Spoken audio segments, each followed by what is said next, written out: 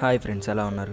2007లో India టీ20 world cup win అయిన తర్వాత అందరి చూపు టీ20 పైనే పడింది. ఈ టైంనే కరెక్ట్గా క్యాష్ చేసుకుందామని ఐపీఎల్ని ఇంట్రడ్యూస్ చేశారు.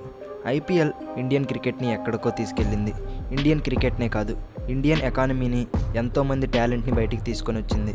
చాలామంది ప్లేయర్స్ ఈ ఐపీఎల్లో వాళ్ళ టాలెంట్ని ప్రూవ్ చేసుకొని ఇంటర్నేషనల్ టీమ్స్లో కూడా వాళ్ళ ప్లేస్ని కన్ఫర్మ్ చేసుకున్నారు. ఐపీఎల్ని స్టార్ట్ చేసింది Lalit Modi. T20 world cup సక్సెస్ని గుర్తించి ఇండియాలో ఫుట్బాల్ స్టైల్లో ఒక ఫ్రాంచైజీ క్రికెట్ని క్రియేట్ చేసి కొన్ని కోట్లు లాభాలు వచ్చేలా మార్చాడు. ఇండియన్ క్రికెట్ రూపురేఖలను మార్చేసిన లలిత్ మోడీ అసలు ఇప్పుడు ఎక్కడున్నాడు?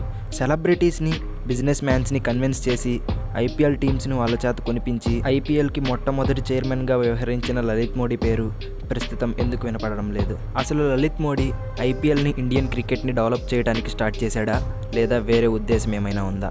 ఈ క్వశ్చన్స్ అన్నిటికీ ఆన్సర్స్ ఈ వీడియోలో చూద్దాం. లలిత్ మోడీ ఢిల్లీలోని ఒక బిజినెస్ ఫ్యామిలీలో జన్మించాడు. 1983, 1986 మధ్యలో యుఎస్ వెళ్ళి అక్కడ electrical engineer and business administration చదివాడు. కానీ ఈ రెండింటిని మోడీ కంప్లీట్ చేయలేదు. ఎందుకంటే 1985లో మోడీ ఓ డ్రగ్స్ కేసులో చిక్కుకున్నాడు. ఇక ఆ తర్వాత కోర్టు 2 సంవత్సరాలు జైలు శిక్ష విధించింది. ఆ తర్వాత లలిత్ మోడీ కోర్టుని రిక్వెస్ట్ చేసుకోవడంతో జైలు శిక్షను రద్దు చేసింది. మరలా తర్వాత మోడీ హెల్త్ ప్రాబ్లం అని చెప్పి కోర్టులో పర్మిషన్ తీసుకొని తన చదువును మధ్యలో ఆపేసి ఇండియాకు తిరిగి వచ్చేశాడు. మోడీ యుఎస్లో ఉంది 2 సంవత్సరాలే అయినా చాలా నాలెడ్జ్ని గెయిన్ చేశాడు. ఇక ఇండియాకి వచ్చిన తర్వాత ఫ్యామిలీ బిజినెస్ను చూసుకోవడం మొదలుపెట్టాడు. గాడ్ ఫ్రై ఫిలిప్స్ అనే టొబాకో కంపెనీని చూసుకున్నాడు.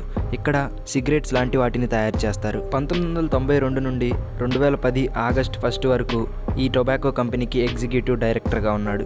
ఈ కంపెనీని చూసుకుంటూనే లలిత్ మోడీ పర్సనల్ బిజినెస్ని స్టార్ట్ చేయడం ప్రారంభించాడు. 1993లో మోడీ ఎంటర్టైన్మెంట్ నెట్వర్క్ MEN అనే కంపెనీని స్టార్ట్ చేశాడు. ఆ తర్వాత ESPN, సోనీ నెట్వర్క్ లాంటి పెద్ద పెద్ద ఛానల్స్తో డీల్ కుదిరించుకొని ఈ ఛానల్స్ని ఇండియాలో టెలికాస్ట్ చేయడం ప్రారంభించాడు. కానీ కొన్ని సంవత్సరాల్లోనే ఆ ఛానల్స్ మోడీతో కలిసి పనిచేయడం ఇష్టం లేక ఆ డీల్ను క్యాన్సిల్ చేసుకున్నాయి. ఇక కంపెనీ లాసెస్లో ఉండడంతో ఏం చేయాలో అర్థం కాని సిచ్యువేషన్లో మోడీ కన్ను క్రికెట్ మీద పడింది. మోడీ అమెరికాలో ఉన్నప్పుడు ఎన్నో ప్రైవేట్ స్పోర్ట్ లీగ్స్ ఉండేవి. వాటిలో ప్లేయర్స్ని కాంట్రాక్ట్ బేస్ మీద తీసుకొని టీమ్స్ ఫామ్ చేసి లీగ్స్ ఆడించేవారు. ఈ లీగ్స్ నుంచి బాగా రెవెన్యూ రావటం లలిత్ మోడీ గమనించాడు. ఇక లేట్ చేయకుండా ఆ ఐడియాని ఇండియన్ క్రికెట్లో కాపీ పేస్ట్ చేయాలనుకున్నాడు. ఈ ఐడియాని 1999, 2000 మధ్య కాలంలో BCCIకి మోడీ చెప్పాడు. కానీ BCCI ఇంట్రెస్ట్ చూపలేదు. BCCI ఒప్పుకోకపోవడంతో మోడీ తన ఐడియాని బాగా స్ట్రాంగ్గా డెవలప్ చేసుకుంటూ వస్తున్నాడు. అయితే ఈ ప్లాన్ ఇంప్లిమెంట్ చేయాలి అంటే BCCIలో అతనికి కనెక్షన్స్ ఉండాలి, లేదా అతనే ఓ పొజిషన్లో ఉండాలి అని అర్థమైంది. అయితే BCCIలో ఓ పొజిషన్ని సాధించాలి అంటే అంతకుముందే ఏదైనా స్టేట్ క్రికెట్ అసోసియేషన్లో జాయిన్ అవ్వాలి. దీనికోసం 1999లో మోడీ హిమాచల్ క్రికెట్ అసోసియేషన్లో జాయిన్ అయ్యాడు. కానీ అది వర్కౌట్ అవ్వలేదు. హిమాచల్ స్టేట్ గవర్నమెంట్ మోడీని బయటికి తరిమేశారు. కానీ అక్కడ కూడా మోడీ బ్యాక్ స్టెప్ వేయకుండా నెక్స్ట్ పంజాబ్ క్రికెట్ అసోసియేషన్లో జాయిన్ అయ్యాడు. ఇక ఆ తర్వాత 2004లో ఈ అసోసియేషన్కి వైస్ ప్రెసిడెంట్గా ఎలక్ట్ అయ్యాడు. ఆ తర్వాత రాజస్థాన్ క్రికెట్ అసోసియేషన్కి ప్రెసిడెంట్ అయ్యాడు.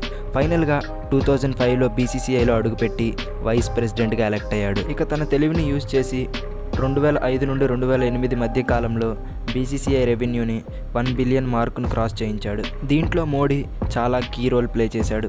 ఇక లేట్ చేయకుండా తన ఐడియాని ఇంప్లిమెంట్ చేయడం స్టార్ట్ చేశాడు. ఐడియాను అందరికీ ఎక్స్ప్లెయిన్ చేసి దానివల్ల వచ్చే ప్రాఫిట్స్ను BCCI మెంబర్స్కి క్లియర్గా చూపించాడు.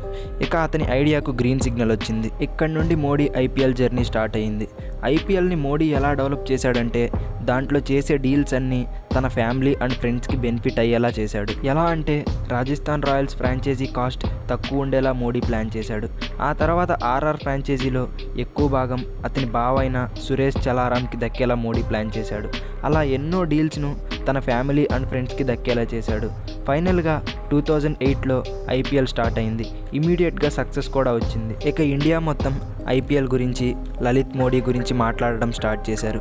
ఎందుకంటే ప్రీతి జింతా, షారుఖ్ ఖాన్, శిల్పా శెట్టితో పాటు అంబానీ, విజయ్ మాల్యా లాంటి బిజినెస్ మ్యాన్స్ని IPL అనే చెట్టు కిందకు తీసుకొచ్చాడు. IPL సక్సెస్తో బీసీసీఐ రెవెన్యూ డబల్ అయింది. ఆ తర్వాత మరలా ఫుట్బాల్లో ఉండే ఛాంపియన్స్ లీగ్ని క్రికెట్లో తీసుకురావాలనుకున్నాడు. ఇది ఐపీఎల్ అంత కాకపోయినా బాగానే సక్సెస్ అయింది. ఇక మోడీకి తిరుగులేదు అని అనుకుంటున్న టైంలో అతని పతనాన్ని అతనే కొని తెచ్చుకున్నాడు.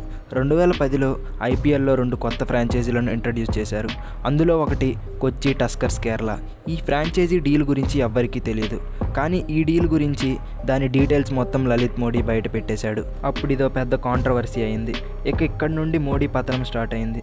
మోడీ చేసిన డీల్స్ అన్నీ బయటికి రావడం స్టార్ట్ అయింది. 2010 ఐపీఎల్ కంప్లీట్ అవ్వగానే మోడీని ఐపీఎల్ చైర్మన్గా అలాగే బీసీసీఐ ప్రెసిడెంట్గా తీసేశారు. ఫ్యామిలీకి పనికొచ్చేలా డీల్స్ చేయడం, బ్రాడ్కాస్టింగ్ రైట్స్ని మిస్యూజ్ చేయడం, ఫ్రాంచైజీస్ని లో కాస్ట్తో ఫ్యామిలీకి ఇప్పించడం, మనీ లాండరింగ్, అలా మొత్తం 22 ఆరోపణలు బీసీసీఐ మోడీ మీద చేసింది. ఇక ఈడీ ఇన్వెస్టిగేషన్ స్టార్ట్ చేసింది. ఈ ఇన్వెస్టిగేషన్లో మోడీ చేసిన ఎన్నో ఫ్రాడ్స్ బయటకు వచ్చాయి. బయట కంట్రీస్లో ప్రాపర్టీస్ని కొనడం, అలాగే బ్లాక్ మనీని వైట్ మనీగా మార్చడం, ఇలా ఎన్నో ఫ్రాడ్స్ చేశాడు. ఈ ఇన్వెస్టిగేషన్ జరుగుతున్న టైంలోనే లలిత్ మోడీకి నెక్స్ట్ ఏం జరుగుతుందో అర్థమైపోయింది. ఇక 1 మినిట్ కూడా లేట్ చేయకుండా లండన్ చెక్కేశాడు. ఆ తర్వాత అతన్ని ఇండియాకి రప్పించడానికి ఎంత ట్రై చేసినా అది వర్కౌట్ కాలేదు. ఇక మోడీ పాస్పోర్ట్ని క్యాన్సిల్ చేసి యూకే నుండి బయటికి వెళ్లకుండా చేశారు. కానీ సుష్మా స్వరాజ్ ఫారెన్ మినిస్టర్ అయిన తర్వాత లలిత్ మోడీ యూకే నుండి బయటికి ట్రావెల్ చేసేలా అలో చేశారు. ఇలా చేయడంతో సుష్మా స్వరాజ్పై ఎన్నో డౌట్స్ రైజ్ అయ్యాయి. ప్రజెంట్ లలిత్ మోడీ కోసం ED, CBI, income tax department ఇలా ఎన్నో ఏజెన్సీస్ వెయిట్ చేస్తున్నాయి. కానీ లలిత్ మోడీ మాత్రం గర్ల్ ఫ్రెండ్స్ని మారుస్తూ లండన్లో లైఫ్ని ఎంజాయ్ చేస్తున్నాడు. ఓకే ఫ్రెండ్స్, వీడియో నచ్చితే లైక్ చేయండి. అలాగే తప్పకుండా మన ఛానల్ని సబ్స్క్రైబ్ చేసుకోండి.